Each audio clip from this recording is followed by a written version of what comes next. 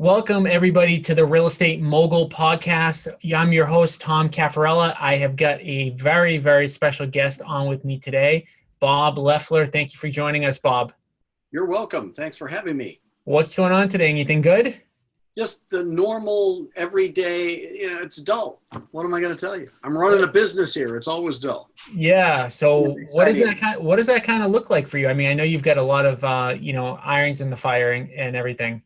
What we do is at Fearless Agent is we help real estate agents who are selling, earning less than they wish they were, and they're open to the idea of having some help with that. So we do coaching, sales training.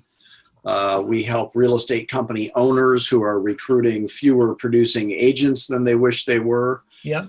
We coach them and train them how to do that. And then I do speaking gigs. If you pay me a bunch of money, I'll come to your company and tell my jokes. That's how it works. That's what awesome. So, one of the things in your bio that I really liked is, so you said you spent your first 5 or 6 years in real estate failing, right? Don't remind me. It was torture. So why do you think that was? What was going on in the initial years? Well, I did everything that the industry, so-called experts, told me to do, and that caused my failure. And I noticed the only people around me that were succeeding, they all had some secret ingredient, something like a rich daddy, a rich spouse. They didn't really need to work, and that wasn't my thing. I grew up in the hood, and I was a high school dropout. I never went to college, so I get into real estate. I got a big afro. My real estate car is a Harley, so I'm poised for success, obviously. Yeah. So I failed, miserably for about 5 years, and then I had the golden opportunity, just by chance, to go to this seminar. It was about sales, and it really was unlike anything else I had ever been to. And I remember sitting there next to this lady, realtor, and I said, where in the heck have they been hiding this for 5 years? This is it. It was obviously way different. So we took that course. It was like a 12-week intensive course, and then we finally learned how to sell for the first time in our career. And then Bob, I'm getting a little bit of background there. Are you having any sort of... I heard it noise, but I don't know what it was. So okay. Can you still hear it? Yeah, when you talk a little bit, I don't know if it's the mic or... It was a tweeting noise. Yeah, it's a little tweeting. That's off the mic. But anyway, it was, we learned how to sell, and then she and I ended up teaming up, and we became the top producing team for Century 21 in the whole state of Arizona. So that was the good news. Nice. So the first question I have, and this is the thing that, it doesn't really make a whole lot of sense to me, and I see it all the time in different brokerages. These companies exist, to train agents, to get them to produce so that it's a win-win for both parties. But I hear it all the time that agents are at places that don't have the tools in order to get them from point A to point B. How is that possible? That just kind of blows my mind.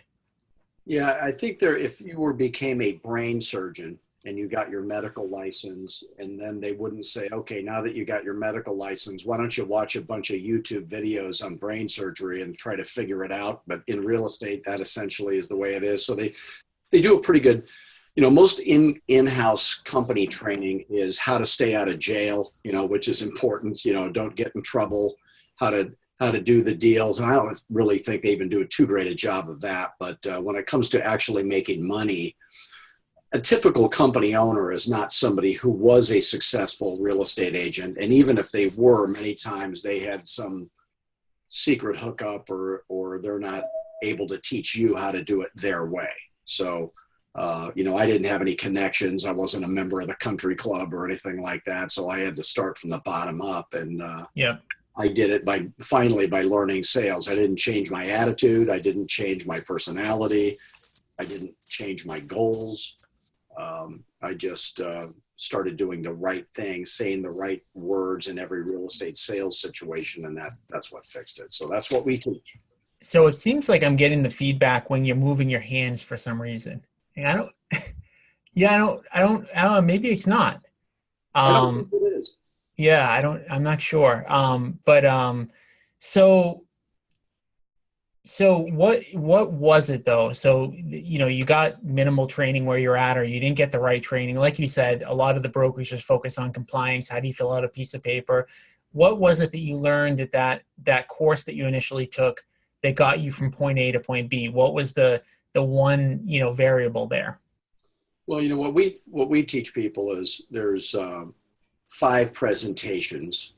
So it's listing, pricing, for sale by owner, buyer, and investor. And that way you're never in a money-making situation where you don't have the exact right words to say face to face. And then to what to say on the phone, to book the appointments to get to meet with those people. And once you have that, those are the skills, the basic skills. Then you got to get your schedule right so that every day looks the same. Mm-hmm. You delegate all the stuff that is the low dollar per hour producing stuff. You could delegate everything except prospecting, basically, if you really wanted to. Mm-hmm. And then finally just the systems to put them in place to make your job fun and your life easy. And then that basically is it. So that's skills, schedule, and systems. That's what we teach. And then it's just about, when we also coach people if they have a deal, how to handle that, how to negotiate the offers, all of that. So talk about the prospecting, because you said that's the one thing you can't delegate, because obviously that's the number one highest paid skill. So what type of prospecting do you recommend? Well, what I did is I would start the day calling my sphere of influence, people that had past clients or friends or family or whatever. And if you, let's say you have 100 people in your sphere, you don't want to be bothering them, asking them for referrals too often. So probably 3 times a year. So that would be maybe one call a day. Mm-hmm. Then I would go to, and I couldn't wait to get through that so I could get to any new for sale by owners. And fearless agents never call old stale for sale by owners. They have the right words to say on the very first call. They always book the appointment if the seller is serious. And then I can't wait to get through the for sale by owners, to get to any new expireds or canceleds. And then I'd call those and get through those as quickly as I could. Then I want to get to the follow-up calls from previous cold calls that I have made. And that's where the real money gets made, because there's no competition. I always get the listing.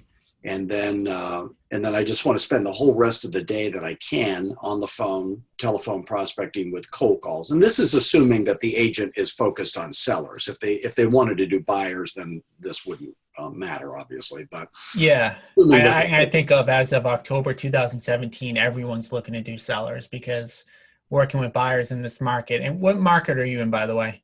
I'm in Scottsdale, Arizona, land of the blazing sun, where we have no gangs, but we do have very impolite maitre d's. So be careful if you can. Okay, got it. So you're in a hot market too. So I think it's 140 degrees in the shade. Are you kidding me? Hot temperatures, hot prices, hot everything. So yeah, I mean, I think like everybody's focused on getting sellers right now because, working with buyers is tough. You could work with somebody for 6 to 8 months and not get paid.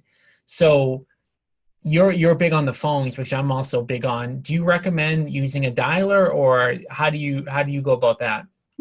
Almost all of my students who use a dialer, they use mojosells.com. That's the one that I would recommend. Yep. Nice people. I did not use a dialer only because they had Mojo and I didn't know about it. So I'm kind of a teched up geek guy, so I would have used it. I just didn't know about it. But I have some of my very highest producing fearless agent students that they dial with their finger. Yeah. They're doing this. So that works too. So when somebody comes to you and they say, I want to prospect, what do I need to do?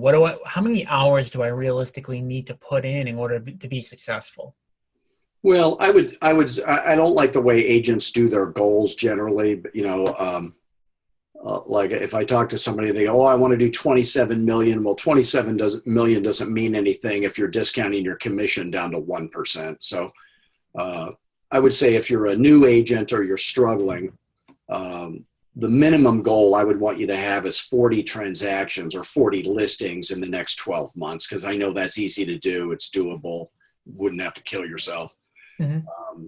So the formula for that is, Yep. I'm assuming you're going to take 8 weeks worth of non-working weekdays, because, every agent has holidays. Then there's the vacation. When you get back to your vacation, I got to get you out of rehab. There's all that, right? So if you have 40, that'd be 10 months. So if you do 40 listings, that's 4 a month, and that would be 1 a week. So if to get 1 listing a week, you want to schedule 5 listing appointments a week. 2 of them will cancel. You'll go on 3 and you'll get 1 at any skill level. That would be true. If you're getting more than 1 out of 3 listed, then I know you're not charging enough. So you need to raise your commission. And then that'll fix that. But, and here's the way I look at it. Scheduling 5 appointments is like painting my house. Okay. If I hire you to paint my house, you don't quit painting until it's painted. So you just don't get off the phone until you've scheduled 5. I don't care how long it takes. In your market, it might take longer than in my market. I might suck on the phone and you're better. You might have an advantage there. The price range matters. So whenever somebody says, these coaches that say, oh, if it's this many calls, you get this many, that, they don't know what they're talking about, because it would be different in every market. So I don't think it's a good idea to really compare yourself to other agents either, because you want to be the best that you can be, but don't get off the phone until you schedule 5. That would be my advice. And so I know you said it's different in every market. When somebody says, I want to book 5 a week to get 3 to keep to list 1, what would you say is a range of the number of hours they need to spend on the phone on a week-to-week basis? Well, I don't know anybody who owns their own business that doesn't work a 14-hour day. I know I do. The work ethic in real estate's funny. I say, how many hours do you spend on the phone? And they go, oh, I spend 2 hours a day on the phone. I go, really? Everybody else who's doing landscaping, like my landscaper, they're working an 8-hour day in 110-degree heat. Yeah. You might try sitting in an air-conditioned office with a little headset on for 8 hours making cold calls like I did, and then you'll make the big bucks. So you just don't get off the phone until you did 5. It's that simple. So at my office, I'm pushing people, and I'm having a difficult time getting people to do 2 hours a day. And to me, it's just like you just said, I mean, I'm working 14-hour days, and I'm looking write down the words, you're fired. Yeah. Maybe they should do landscaping. I'm kind of like baby stepping it right now, to be completely honest with you, because a lot of them aren't used to doing any prospecting. So to get them up to 10 hours a week has been a battle. But yeah, like you said, I mean, to me, you're in business for yourself, and you've got to get there. So most of the people in my office are doing anywhere from 1 to 3 appointments a week. But like you said, I mean, that's not going to get you a listing a week, because you've got a couple people who are going to cancel, and then obviously you're going to convert at whatever ratio your skills are at.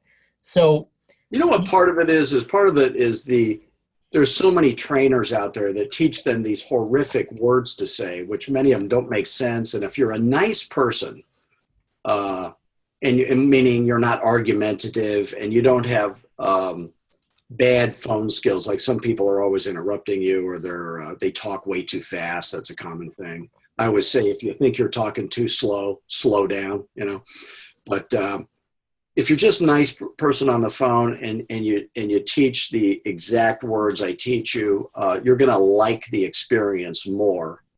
That is part of it. So I think, I'm lazy, honestly, deep down. So I don't mind working long hours, but the hard work part, that doesn't interest me. So leaning back in my chair with my feet up, dialing, I mean, I don't have a problem with that while everybody else is outside getting sweaty. I mean, so I would be happy for $400 an hour. Would you prospect 8 hours a day? Yeah. I would. That's $800,000 a year minimum. Yeah. So, if you're not allergic to money, get on the phone. That's all I'm saying. Absolutely. So you go. It looks like this. It's this thing with the little buttons and stuff. So you go FSBO, it's expired, follow up on first the sphere, then the FSBOs, then the expireds, then follow-up calls from previous cold calls, and then the whole rest of the day I want to be on the phone cold calling. And I'm going to take lunch and I'm going to go to dinner. Mm-hmm. And the other thing that's the secret to this is schedule every listing appointment or buyer appointment or investor appointment at either 2:30 in the afternoon or 7 p.m. at night. And I don't know where I learned that. I can't remember if I figured it out myself or somebody taught it to me, but it doubles your income for the year, because the morning is sacred religious prospecting time. Nothing, you can never violate that. And if you go on a listing appointment at, let's say, 4 in the afternoon, then you can't do one at 2:30 and you can't do one at 7. And now you can only do one a day. So if you do 2:30 and 7, you go 2:30, you go on the lonely old person that likes to talk a lot. I call that the Bataan Death March, right? But you get the listing, and then you have time to eat dinner, and then have your 7 o'clock appointment too, and you're probably done at 9, and that's 2 listings in one day. So it's money. What the heck? So now, how quickly do you think? Because I always get this, some people say, well, it takes a long time to ramp up. It takes a year or 2 years before you can start really making money in real estate. The people who follow the protocol that you're saying, knocking all your calls out in the beginning of the day, getting to 5 appointments a week, how quickly can they start really making big money in real estate? Well, I have a guy, he was on our group coaching call just the other day in Mustang, Oklahoma. Okay. They had, I don't know if you heard about Mustang, Oklahoma, but they had a tornado there recently. It did $3 million worth of improvements. It's that kind of town. But anyway, it's outside of Oklahoma City. Yep. He did, signed up for the coaching on 2 days after he got his license in real estate. In his first 4 weeks, he did 4 listings. He did 6 listing appointments scheduled last week. So he's taking a listing every week. There's a guy with a testimonial on my website at fearlessagent.com where he started coaching with me on his very first day in real estate. In year 1, he did 53 listings. In year 2, he did 86 closings. Year 3, he did over 130. He made just under $1 million in his 3rd year. So if it's taking you longer than a week or 2 to get ramped up, you're either saying the wrong words or you're not on the phone enough. But that would be the problem. I don't ever coach somebody where I know they're not going to succeed. I can tell in my initial phone call with somebody whether they've got what it takes, not to succeed in real estate, but to succeed with me. I mean, you have to be nice. If you're a lot of these other coaches, they turn you into this high pressure, like argumentative. That isn't what real sales has. Nothing to do with that. And truthfully, the guy that taught me sales in real estate, if I had not have learned it from him, I would have never learned it because no one else taught it. Real sales training, you could get it if you worked for Xerox or some big, they have the best sales training in the world. But in real estate, if you don't learn it from me or you don't learn it from that other guy, you're not going to learn it. And once you do learn sales, it makes it so much more pleasant, and the conversations are easier. There's no arguing. So my best salesperson right now is 4 months into the business. They came from Staples.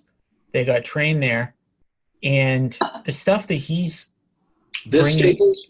That Staples. Oh, okay. The stuff that he is bringing into my brokerage on the sales level, I'm kind of blown away by. Just having a methodology to every appointment. And it's something that, I don't see many people do. And he just walked in and he just started crushing it on day 1 because, like you mentioned with the Xerox, they've got real sales training, which, makes me circle back around. How don't these brokerages teach it? I mean, it seems so simple. You know why? It's because the skill set, like if you went to like a lot of my customers are real estate company owners. Mm-hmm. And, they're very successful. Almost none of them sold real estate. Mm-hmm. They are at any real level. They had a real estate license, but, they were a business person. They were successful in another business. And they, like an auto parts store, they sell their auto parts store. They got a bunch of money. They go, hey, this real estate thing looks easy. Let's do that. And the real skill set in a real estate company is recruiting agents. That's where the money is. So that's the sales model. So if they're struggling in that, we can help them with that. But really, they don't know how to teach. You can't teach somebody to play the piano when you don't know how to play the piano, is the problem. Mm-hmm. Yeah. So when I got into real estate, my broker was fantastic, great guy, but not a great sales guy. And I struggled, for 5 years, and then finally just met the only person in the entire real estate industry that could have taught me. Now, there were people that were successful in real estate, but there are people who, like in my office, my partner and I were the top producing team. It was not a team, it was just a partnership. And new agents would come to our office, and we were the top producing team in the whole state of Arizona for Century 21. There were 800 agents in our own office. And the new agent would go to this married couple who lived in a multi-million-dollar house. They drove a big Cadillac Escalade and a big Mercedes, and ask them for advice, not realizing that those people didn't make enough money in real estate to make the payments on that house and that car. And just looked rich because they were rich the day they got into real estate. So when I get into real estate, I'm flat broke. I stayed that way for 5 years. Then I learned how to sell. And then I became, very, very successful. So you can't learn it from somebody who, I can't teach you how to have a rich daddy. I can't teach you how to already be wealthy. And the way most, the I'll give you a two-step process for making $1 million in real estate. Okay. Step number one, start with $900,000. That's the way most people do it. So when you see most rich people in real estate, they were rich the day they got into real estate, and they can't teach you that. So you need to learn it from somebody who was broke, who became rich and felt the pain that you felt. And then the other common problem I have, or my students have, is they come to me after they're already successful. So they're doing 50, 60, 70 transactions a year, and they know how to do that, but they don't know how to have a life while they're doing that. And real estate can be a great living, but it is not necessarily a great life. So I never worked a weekend. That means no phone calls on Saturday or Sunday, no emails, no texting ever. So that can be done if you focus on listings. That can be done. Let's put it that way. So and so when you say no weekends, you had other people kind of running your open houses and things like that. Well, I didn't do open houses. That was just a personal problem. When you're doing a whole bunch of listings a year, you don't have time to do open houses. But that was not I do recommend open houses, though. It's a great way to make money. Yeah. Here's the way to look at it. If you've got calling your sphere, everybody should write this down. If they have a pen, old-fashioned pen and paper, this is what paper looks like in case you forgot. But calling your sphere, asking for referrals. First of all the sources of business are, spending lots of time and money on advertising schemes that may or may not work. If you're buying leads, I would shut that down immediately. That seems crazy to me, because open houses are legal. Then there's calls from the side, incoming calls, your buddies calling you, hey, look, we're ready to sell. But on the proactive side, there's calling your sphere, cold calling, door knocking, weather permitting, calling for sale by owners, calling expireds, holding open houses, and there are no other things. That's it. So I always say this: the secret to life is not doing what you love. It is avoiding what you hate. Okay. So know what you hate and don't do it. So me personally, and I don't impose my tastes on my customers, I didn't like open houses. Okay. And that was just my thing. Right. And I'm very good at them. I could walk into your open house and schedule an in-office appointment for you, no problem, but it just wasn't my thing. So figure out the thing you say, I hate that, I'm not going to do that. For example, if the money was the same, I always ask people this, if the money was the same, and just from a personal preference, would you rather only work with buyers or only work with sellers? And, most agents pretty much only work with buyers or prefer it for whatever reason, like 90% of them. If you prefer that, then I would do that. And yes, you'd make more money if you focused on sellers only, but you wouldn't enjoy it. So don't do what you don't enjoy. So I coach people that they don't want to do sellers, that they're buyer only, and that's fine. And I decided one day, I don't know if you've ever had this day, but probably some of you have had this day where you say, if I ever put another buyer in my car again, I'll go crazy. My head will explode. Yeah. And I got rid of my lockbox key and I bought a Corvette so that the buyers wouldn't even fit in it and I couldn't relapse on them. And there's a warning. My wife was not happy with that purchase, but she did get over it. But it was the best thing I ever did. And then I just did sellers only, never showed another house. When my best friend bought a house, my partner took him out. I never showed a single house after that day. And that's what getting upset will do to you. That's all I'm saying. So yeah, I like that because I think a lot of people say they do everything and then they're not really good at buyers or sellers and then they don't make a lot of money. That's right. I would say focus is for winners. Multitasking is for losers. I don't want you to be mediocre at 50 different things. I want you to be a rock star at one thing. And then when you're great at that, then add one other thing if you want to.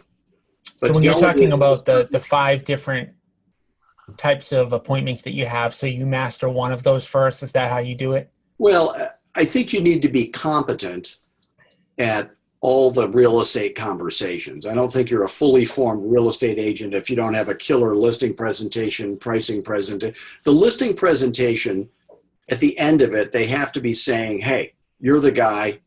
We wouldn't even consider any other agent. We're going to do whatever you tell us to do. The pricing presentation gets them to say, hey, why don't we just underprice our house right off the bat? And you say, yeah, that's what I would do. And then the for sale by owner presentation gets the for sale by owner to say, yeah, this FSBO idea, I don't know what I was thinking. Yeah, you're right. I know I need a realtor. The buyer presentation gets them to,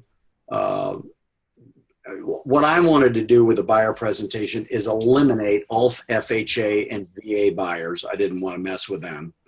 And I wanted to have only the buyers that have at least 20 or 30% to put down, then get them to sign the buyer broker agreement eagerly, and then give a raving fan endorsement to my partner or some other agent in my office that was great with buyers.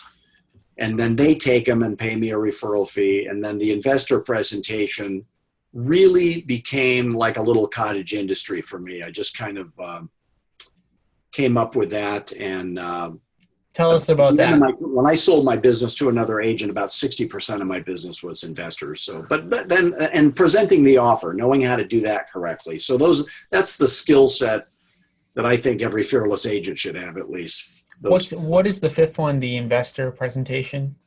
Well, I did buy and hold investors. I picked the part of town, the type of property, and I said, if you do this, you're going to make an astronomically high rate of return. If you don't, it'll be less. If you don't want to do that, that's no problem. You can do something else, but you just can't do it with me because I don't want to be around when that burns down. So it guaranteed them that they're going to have a very high rate of return. And they were already, most of them, in underperforming real estate, or some of them were brand new investors, but most of them were 70. The average real estate investor is probably 70 years old because you have to have money, right?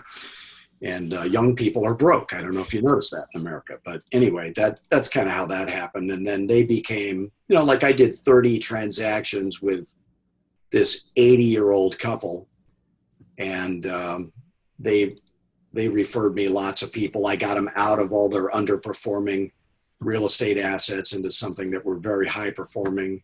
And they referred me other people. Investors refer you other people too. That's another great thing about them. But it just kind of happened on accident. And I'm just good at presentations. I'm a presentation guy. So I just thought it up, and now people all over the country use it. And hey, what the heck, right?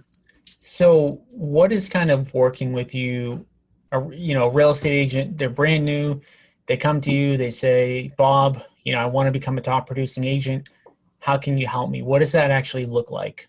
What we do is I ship out 5 presentations to you. You get the visuals, and there's really no magic to those, but you get audio, video of me demonstrating those. So it's listing, pricing, FSBO, buyer, and investor. And then we supply you with all the words to say on the phone for every situation. And then we do a separate version of those that's for messages that you would leave when you're not on a live, when you get the machine. And then what to say at an open house, part of a listing presentation in print, so they can start learning that before the shipment arrives. And then they can call me anytime. I don't have anything better to do than to make them rich in real estate, so that it's not like they're bothering me. And if they ever have a question about anything, I want them to call me. And then the third part, and then that way they're getting way more coaching, and they're getting it when they need it, not at some arbitrary time that somebody picked. And then the third part is we have a weekly group coaching call, and that is actual sales training. It's nothing they've ever been exposed to before. So we cover in great depth all 5 of the presentations, all the phone dialogues, all the systems and strategies for prospecting, presenting, objection handling, pricing, farming, database, follow-up systems, something we call the referral factory, your mindset, how to think right, how to hire assistants, how to do your marketing correctly without blowing a bunch of money. So it's everything that they would need to hit any level of production. And then that's 1 solid hour of me teaching on 1 or 2 topics of my choosing. And then there's usually about a half an hour for questions on any topic, so they get a little bit of everything. And then each episode of that is recorded for them, so they don't have to be on the call live. So that's the whole package. And how long does that coaching last for? Well, I've got people that have been doing it for 12. People never cancel. You know, we don't lock people into any time frame. So I got people that have been doing it for 12 years. Okay, so tell me. They love my jokes. They keep coming back for the jokes. Okay, so I guess it must be, priced a little bit differently than most coaching programs, because most coaching $997 one-time membership fee, and then $97 a month as a subscription in addition to that. Okay, yeah, so that's definitely a little bit different, because most coaching programs you get into, it's $1,500 a month, and then really. Well, then mine is $1,500 a month. Man, yeah, and $97 a month. I mean, that's nothing. I mean, that's the current price. After this thing, it will be $1,500 a month. Well, I'm sure you're aware of. You must be aware of all of the different, platforms with Tom Ferry's and stuff like that. There's other platforms. There's other platforms. Yeah. I did not know that. So, what advice would you give to somebody who's on day one? What's the biggest piece of advice you could give them in order to be successful? Well, I always have my students do 2 things at the same time. 2 at the same time. One is learn the 5 presentations at their own pace. That everybody learns different speed, and then and be pure to those, and then call till your butt falls off, and then I'll show you a new way to sit. That's what I always say. So really, you being on the phone, hearing what they say, just being on the phone, getting your head kicked in on the phone. I'll tell you a day that changed my life. One day I called from 9 a.m. to 9 p.m. I took bathroom breaks, food breaks, coffee breaks, and just cold calling. And it literally changed my life, because I had heard every crazy thing that every seller would ever say in one day. And I didn't schedule a listing appointment, but I got some very good leads. And I knew at the end of that day that you could stick me in any town with a real estate license and a phone, and I'm going to be able to make an above average income. No doubt about that. And I did that every day after that until I couldn't. And the reason I couldn't was and this is even before I was trained in sales, but the reason I couldn't do it is because if I'm on a 2:30 afternoon, appointment, you can't be on the phone also. So how do you know when you get a coaching student and they're on the phone and they're not they're not booking as many appointments as that you think they should or they think they should. How do you know what they're doing wrong and how do you correct it? It's three things. It's one, two, or three of three things. It's they either are targeting the wrong people,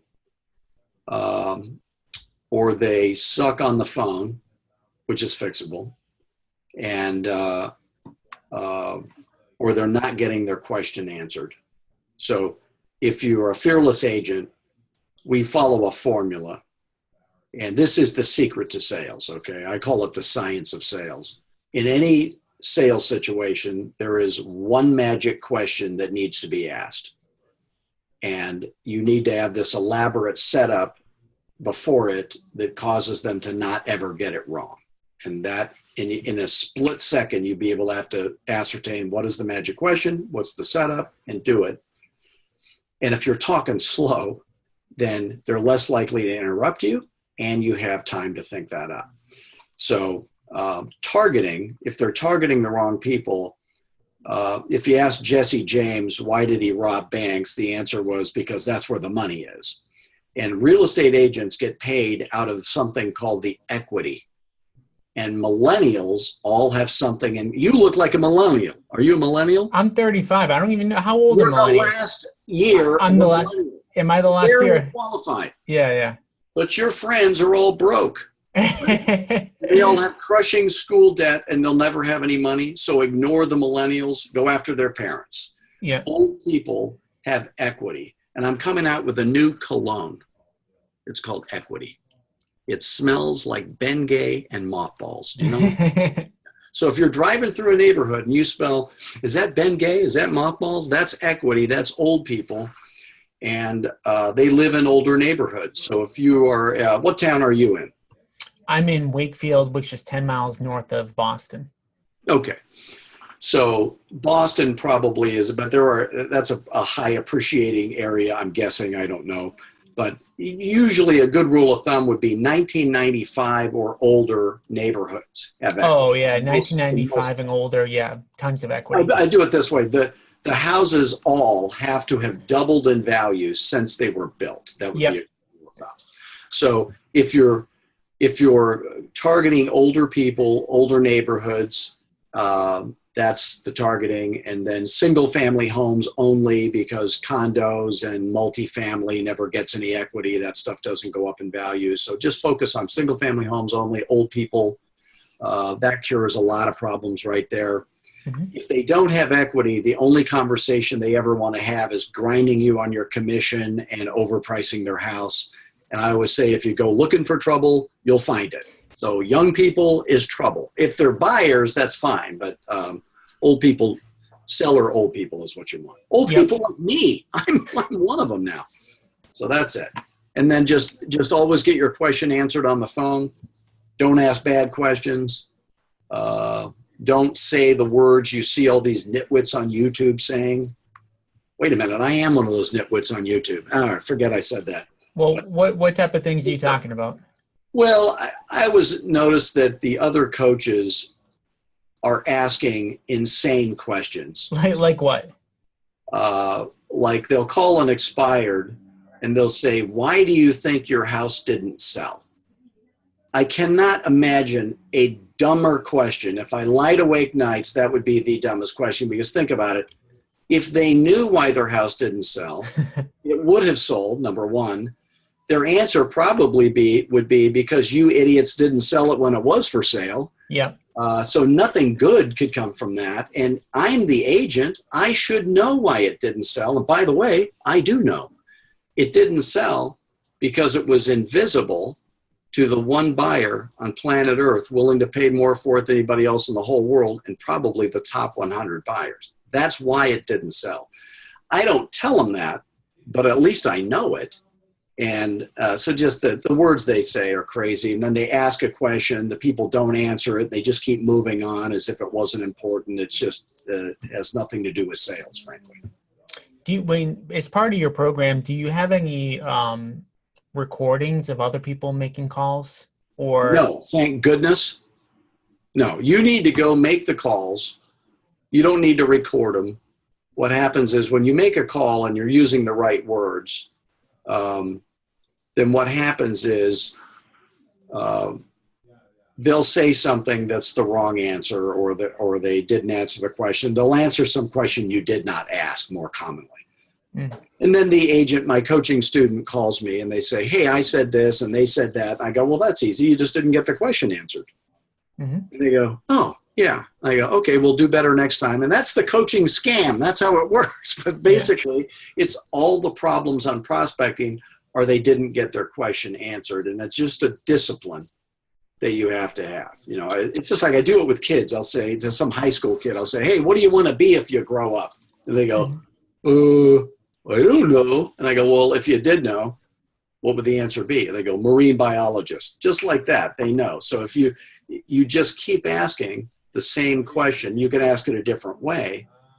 But like on an expired, if I called an expired, I would say, hi, my name is Bob Loeffler. I'm a real estate agent with a company called Fearless Agent Realty. And I was just calling because my records indicate that your house was for sale and left the market unsold. Is that true? Now, it either is true or it's not. And that's kind of a complicated thing, though. They go, yeah. I said, well, the reason I'm calling you is I specialize in helping people who have had their house for sale, but they were unsuccessful because their agent didn't do their job. Do you think that was the case for you? Now, I don't want to tell them that their agent didn't do their job. I want to see if they will tell me that their agent didn't do their job. So, you know, they're expireds. What do you think 80% of them do? Do you think they blame their agent? No. They say, no, it wasn't my agent's fault. And then, you know, think about it. If it's either their house is such a crappy house that all the others will sell, but theirs won't sell, and the agent's great, and even the greatest agent couldn't sell it, or maybe there was some room for improvement in what the agent did. Do you think maybe that was the thing? So if they say, well, yeah, maybe, you know, I don't need them to attack their agent, but I need them to say, yeah, we're not happy that our house didn't sell. We think there was some room for improvement. And then every fearless agent would say, well, you know, I just want you to know I do business completely differently than all other agents. It virtually guarantees you of two things. One is that your house actually will sell. Number two is that you will end up with way, way more money, bottom line, than you could get any other way. Would you say that's definitely what you're looking for? If they say yes to that, even if they just blame their agent, you're going to get the appointment booked every single time. Mm-hmm. So if they say, how many houses have you sold in my neighborhood, Bob? I'd say, well, would you say that is what you're looking for? Are you allergic to money, or do you want your house to sell for more? If there was a magic trick that I could do, and I can, it would cause the buyer to grossly overpay for your house, and they'd be happy they did, and you'd end up with way more money. Is that what you want? Mm-hmm. Yes. Okay. So can I explain step by step exactly how I do that? And they always say yes. They say, okay, step number one is we're going to meet. And I like to meet with people in the afternoons or the evenings. Do you and your wife have 9 to 5 jobs? Yes, we do. You know, I've got 7 p.m. available next Thursday. I'm booked until then, or the following Monday. Would that be better? And then you book the appointment. And they find out about all the other steps after that. So effortless. You'll always schedule the appointment if they blame their agent, I promise you. And are you somebody that when you're face-to-face, you try to do a 2-step or a 1-step appointment? 1 step. Time management. Yep. Yeah. I mean, some of them turn into a 2-step or a 3-step, you know, because the people are satanic or whatever. But don't set it up that way. You want to do 1 step. If you're a fearless agent, you're going to be able to walk into a stranger's house, get it listed at full commission. You'll always win. You'll always beat out every other agent.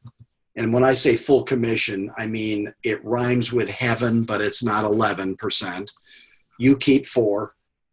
You get a 1-year listing when everybody else is doing 90 days. You get them underpriced on day 1 because they begged you to do it. You get pre-signed price reductions of $25,000 or $5,000 just in case you screwed it up.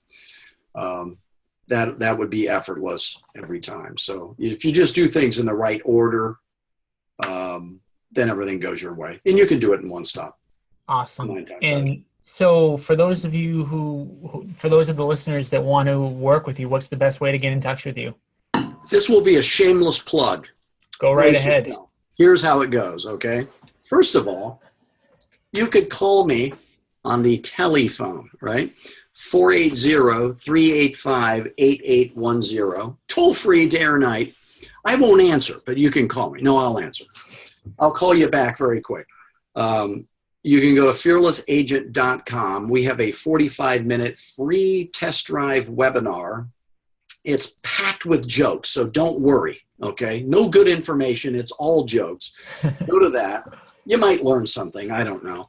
But if you, at the end of that, you would probably have a pretty good idea whether Fearless Agent was right for you. Let's say it's right for you, but you're broke. You don't have any money. No problem. Go to the videos page, scroll down to the bottom. There's a whole bunch of videos. Watch them from the bottom up. They're in a more logical order that way. Why are they backwards? Because my web guy's an idiot. Don't ask me. It's too hard. I can't fix him. That's my problem. So watch them from the bottom up. It gives you a real solid foundation on the basics of sales, and that would help you make enough money to afford Fearless Agent coaching. Even if you're not a coaching student of mine, you can always call me. I'm always happy to help you. We always help you for free until you can afford it. So that's how we do it. Awesome. Well, I want to thank you for coming on today. Tons of Thank you. Extremely valuable advice. I learned a lot. You got movie star good looks, first of all. You're perfect for the podcast or the video or whatever we call this. Yeah, beautifully done. Thank you very much. All right, everybody. I am Tom Caffarella signing off from the Real Estate Mogul podcast. Thank you again, Bob, for joining us. Thank you. All right. Bye. Bye.